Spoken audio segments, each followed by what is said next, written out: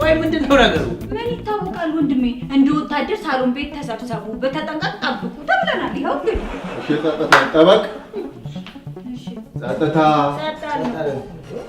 እንዴ! ስርዓት አድርጉ እንጂ።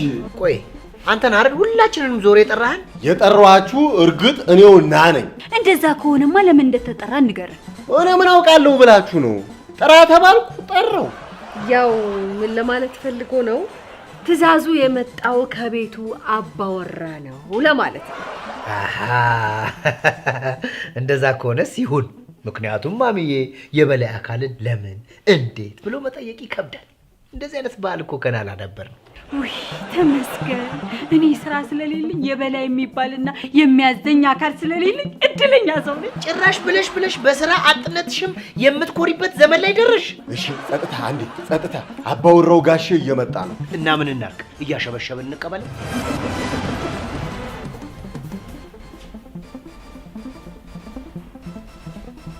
ምንድነው? ጭብጨባ ምናምን አቀባበል ምናምን የለም እንዴ?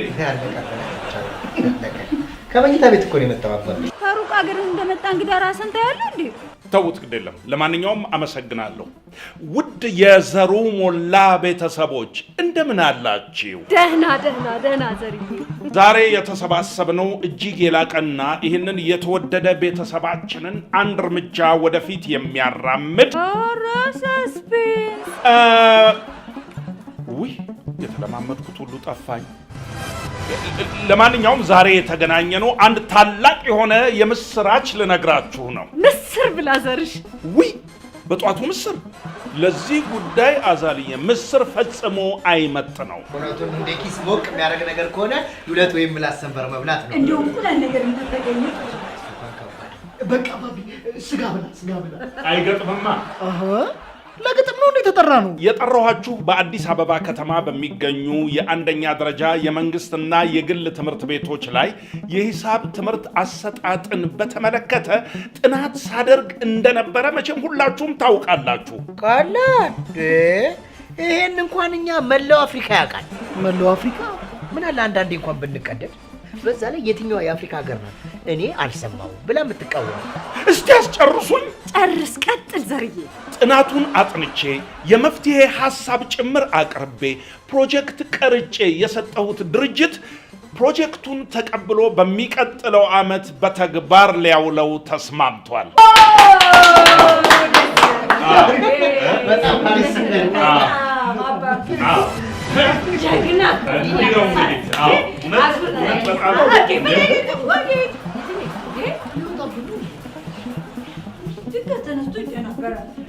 በጣም ደስ የሚል ነገር እኮ ነው ዘርሽ። የስንት ወር ድካም ፍሬ ያፈራ። ዋናው መድከሜ ሳይሆን መስማማታቸው ነው። አባቢ መስማማት ብቻ ነው እንዴ? እና ሌላ ምን እንዲሆን ትፈልጋለህ? ማለት ሽልማት ምናምን ነገር የለው? ሽልማቴማ በዚህ ፕሮጀክት ህፃናት ተማሪዎች ተጠቅመው ለውጥ ሲያመጡ ማየቴ ነው። በቃ በእርግጥ ለዚህ ፕሮጀክት ያወጣሁትን ወጪ በሙሉ ድርጅቱ ዛሬ ወይም ነገ ተመላሽ ያደርግልኛል። እሱም ጥሩ ነው። እንደዛ ከሆነማ እኔም ገንዘብ ይመለስልኛል። ያንቺን ብር አለበት እንዴ ማሚ? ታዲያስ አራዳው አባታችሁ እኮ ጥናቴን ማስጨረሻ ብሎ ኃይለኛ ገንዘብ ፈልጦኛል።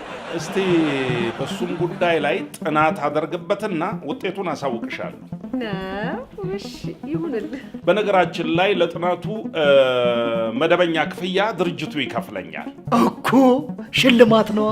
አንተ ክፍያና ሽልማት ይለያያል። ምንድነው የምትለው? ይሄ ክፍያ ነው።